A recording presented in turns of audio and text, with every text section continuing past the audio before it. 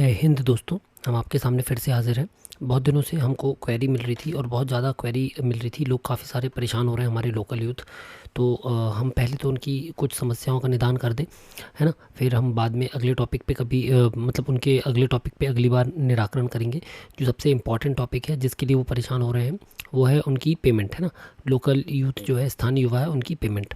तो सबसे पहले तो अपन जो लोकल यूथ है वो सबको पता है, सभी ग्रामों में इनका चयन हुआ था ताकि ये लोग गिरदावरी का कार्य, जो डीसीएस का डिजिटल क्रॉप सर्वे का काम है, वो आसानी से कर सकें, उसमें ये शासन का सहयोग कर सकें। इस संबंध में ये पत्र भी जारी हुआ था, है ना।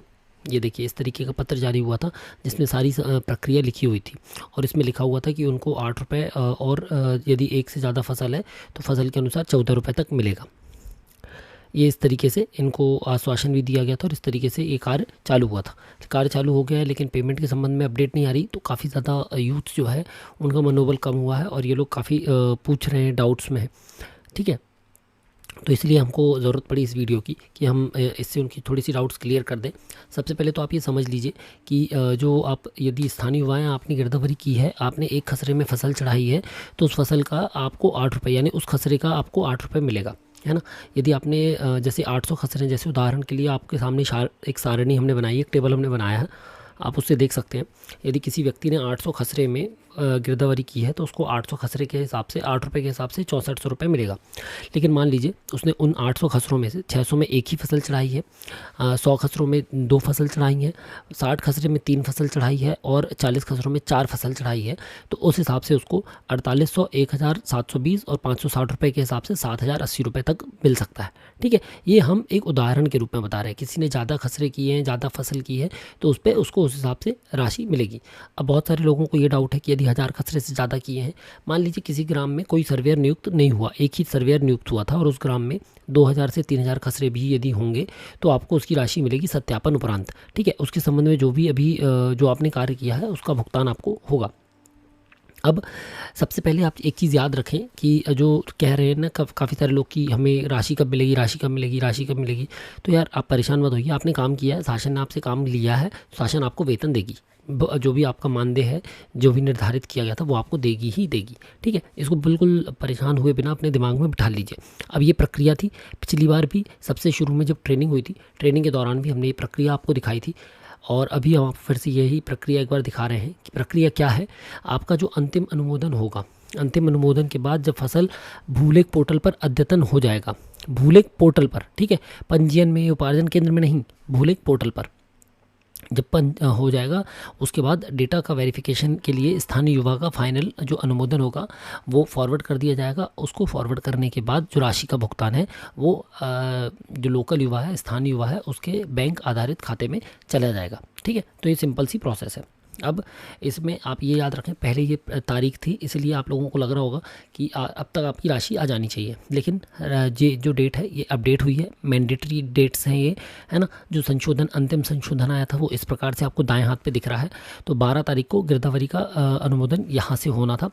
अभी इसमें भी अंतिम अनुमोदन जो होगा, वेरिफिकेशन जो होगा, वो कहाँ पर होना बाकी है, तहसीलदार महोदय की ID पर, ठीक है। तो इस तरीके का जब अनुमोदन हो जाएगा, एक मिनट हम एक चीज़ और आपको दिखा दें। इस तरीके से आप देख सकते हैं, ये हमारी DCS की पूरी डिटेल हमने पहले भी दी हुई है ना। कौन सा काम कहाँ से होना है, तो स्थानीय युवा क्या करेंगे, पटवारी जी क्या करेंगे, तो ये जो सारणी है, इसके बाद ये सारणी दी हुई थी पहले, है ना। स्थानीय युवा जब पूरा काम कर देंगे, जब रजिस्ट्रेशन के बाद गिरदावरी वगैरह चढ़ा देंगे और फाइनल अप्रूवल तहसीलदार महोदय द्वारा कर दिया जाएगा, ठीक है। कहाँ होगा, तहसीलदार महोदय द्वारा जब फाइनल अप्रूवल कर दिया जाएगा, ये जो आप दिख रही है आपको, ठीक है, फाइनल अप्रूवल।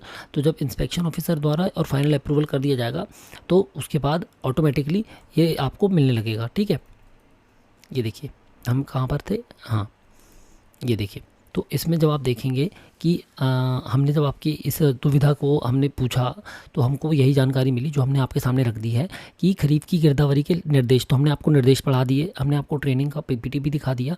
तो इसमें साफ लिखा हुआ है कि जब अंतिम गिरदावरी हो जाएगी और वेरीफायर द्वारा अंतिम अनुमोदन हो जाएगा, उसके बाद जो आपका डेटा है, लोकल यूथ का जो सारा डेटा है, किस लोकल यूथ को किस किस गांव में किस किस लोकल यूथ ने कार्य किया है तहसील स्तर पर, वो सारा का सारा डेटा कहाँ पर आ जाएगा, तहसीलदार महोदय की ID पर आ जाएगा, ठीक है। और जैसे ही वो डेटा आ जाएगा उसको सत्यापन कौन करेंगे? तहसीलदार महोदय द्वारा सत्यापन कर दिया जाएगा, जिस पर आपकी राशि का भुगतान उसके बैंक पे आधारित खाते पर होने लगेगा। ठीक है, तो ये सिंपल सी बात थी। अब इसको आप देखिए कैसे होगा। तो ये तहसीलदार महोदय की लॉगिन है ना। ये तहसीलदार महोदय की लॉगिन में देखिए आप इस तरीके का ऑप्शन दिया हुआ है सबसे नीचे। इसमें एक है वेरीफायर एक्टिविटी, जहाँ पर आपका अंतिम अनुमोदन होगा फसल का जब वो वेब जीआईएस पे चली जाएगी। ठीक है, इस अनुमोदन के बाद दूसरा ऑप्शन दिख रहा है आपको डीसीएस पेमेंट लोकल यूथ। तो यहाँ पर आप तहसील देखेंगे, ये सत्यापन की स्थिति में 3 ऑप्शन दिख रहे हैं। 3 ऑप्शन में आप देखेंगे तो जैसे ही आप इस पर क्लिक करेंगे सभी सत्यापित और लंबित, है ना, यानी कि सभी खसरे, सभी लोकल यूथ, सत्यापित लोकल यूथ और लंबित लोकल यूथ, इसकी जानकारी मिल जाएगी। जैसे ही हमने इस पर सर्च किया तो अभी इस तरीके का रिकॉर्ड दिख रहा है, रिकॉर्ड नॉट फाउंड, है ना। जब अभी इसका डेटा 20 तारीख के बाद आ जाएगा संभावित, जैसा हमको बताया गया है, तो यहाँ पर हम केवल इसको, मतलब जो तहसीलदार महोदय होंगे वो इसको क्या कर देंगे, फॉरवर्ड कर देंगे, सिलेक्ट करके सभी की सत्यापन करके अगले स्तर के लिए फॉरवर्ड कर देंगे। ठीक है, जैसे ही वो फॉरवर्ड कर देंगे तो जो राशि है वो कहाँ पर आने लगेगी, लोकल यूथ को आने लगेगी। तो आशा करते हैं अब हमारे सारे लोकल यूथ को एक पेमेंट को लेकर जो डाउट है वो क्लियर हो गई होगी। ठीक है, अब मुद्दे की बात है वो ये समझिए कि अब आपको क्या करना है। सबसे पहले तो आपका काम पूरा हो गया है, ठीक है, गिरदावरी का। तो अब आप सबसे पहले कहाँ जाएं, अपने जो खसरे हैं, है ना, अपना डीबीटी का स्टेटस चेक कर लें। डीबीटी का स्टेटस कैसे चेक करते हैं? तो आधार के वेबसाइट पे जाइए, वहाँ पर आप जैसे ही लॉगिन करेंगे, है ना, अपना ओटीपी डाल के या बायोमेट्रिक से जो भी लॉगिन करेंगे आप, तो जैसे ही आप लॉगिन करेंगे वहाँ पर किनारे पे आपका बैंक अकाउंट का स्टेटस दिख जाएगा। उस पर आपको पता चल जाएगा कि आपका डीबीटी सक्रिय है या निष्क्रिय है, इनएक्टिव है, एक्टिव है, या कोई बैंक लिंक नहीं है, या कौन सा बैंक लिंक दिख रहा है। ठीक है, अब यदि मान लीजिए आपका ऐसा कोई खाता लिंक है जो आप नहीं चलाते हैं, या जो अब बंद हो चुका है, या जो अब मतलब यूज़ में नहीं है, या लोन अकाउंट है ना, तो आप उसको सबसे पहले अपडेट करके चेंज करा लें। चेंज कराने के लिए क्या करना है, नए वाले बैंक में जिस पे आप चाहते हैं कि आपको राशि मिले, वहाँ जाकर अपना डीबीटी को सक्रिय कर देना, है ना। अब ये क्या होता है, हमने पिछली बार भी अभी बताया था, 2 दिन पहले भी बताया था कि कुछ नहीं करना है आपको। केवल जैसे प्राइमरी है ना, आपके 3 अकाउंट है, तो एक अकाउंट को प्राइमरी रूप से अलाउ कर देना है एटीएम को कि हमारी जो भी आधार से पेमेंट आए इस खाते पे आए, है ना। इसका डिस्क्रिप्शन पे हमने वीडियो डाला हुआ है, आप वो ज़रूर देख लीजिएगा, तो आपको और डिटेल में पता चल जाएगा कि आप अपना डीबीटी स्टेटस कैसे चेक कर सकते हैं, है ना। ये हो गई एक बात। दूसरी बात है, सबसे महत्वपूर्ण है कि आपने कितने खसरे किए हैं, है ना। इसकी एक सहमति पूर्वक जांच करवा लें, जांच कर लें, खुद भी देख लें, और पटवारी जी को अवगत करा दें कि पटवारी जी हमारे द्वारा 1200 में से 800 खसरे, 600 खसरे, 500 खसरे किए गए हैं। ठीक है, एक से ज़्यादा जहाँ पर भी सर्वेयर है वो इस बात को प्रॉपर करवा ले। अब कुछ लोगों को ये कन्फ्यूजन, कुछ लोगों ने बोला था कि सर हमारे यहाँ 300 नंबर तक का नंबर है तो हमको कितने खसरों का मिलेगा। तो देखिए, आपने कितने खसरे किए हैं ये देखना है। तो यदि मान लीजिए आपने खसरा नंबर 2, 3/1, 3/2, 3/2/1, 3/2/2 ये खसरे किए हैं, तो ये 5 खसरे कहलाते हैं। ठीक है, इसमें खसरा नंबर या मूल नंबर नहीं देखना है, इसमें समस्त खसरा नंबर देखने बटांकन सहित। तो बटांकन सहित ये कुल 5 खसरे हैं, है ना। इस तरीके से आपके 5 खसरे हो जाएंगे और इसके हिसाब से आपकी राशि तय हो जाएगी। अब हमको लगता है कि हम क्लियर कर पाए होंगे कि क्या समस्याएं हैं लोकल यूथ के हमारे और क्या क्या उनके निराकरण है। ठीक है, तो पेमेंट को लेकर परेशान नहीं होना है, आप केवल अब अपना फार्मर आईडी पे काम चालू करें। फार्मर आईडी के संबंध में भी हम जल्दी आपकी जो बेसिक समस्याएं हैं, जैसे अकाउंट लॉक हो गया है, नेम मैचिंग स्कोर 0 है, 0.00 एरिया आ रहा है ना, इनके संबंध में भी आपको एक डिटेल वीडियो जल्दी लेकर आएंगे। हम भी उसके कुछ निराकरणों को ढूंढ रहे हैं, कुछ निराकरण हमको मिल गए, लेकिन हम चाह रहे हैं इकट्ठे निराकरण हमारे पास आ जाएं सारे, तो हम आपको उपलब्ध करा पाएँ, है ना। तो हम जल्दी मिलेंगे अगले वीडियो में। तब तक आप बिल्कुल निश्चिंत होकर हमारे चैनल पे एक्सप्लोर कर सकते हैं, आपके लगभग सारे समस्याओं का समाधान मिल जाएगा।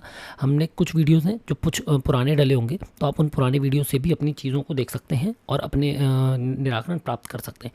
वरना आप कमेंट बॉक्स पे टॉपिक लिख के छोड़ दें कि आपको किस चीज़ की जानकारी चाहिए, हम कोशिश करेंगे अगले वीडियोज़ में उसकी जानकारी आपको प्रोवाइड करा सकें। फिर मिलते हैं अगले वीडियो में, तब तक अपना ख्याल रखें और खुश रहें। जय हिंद।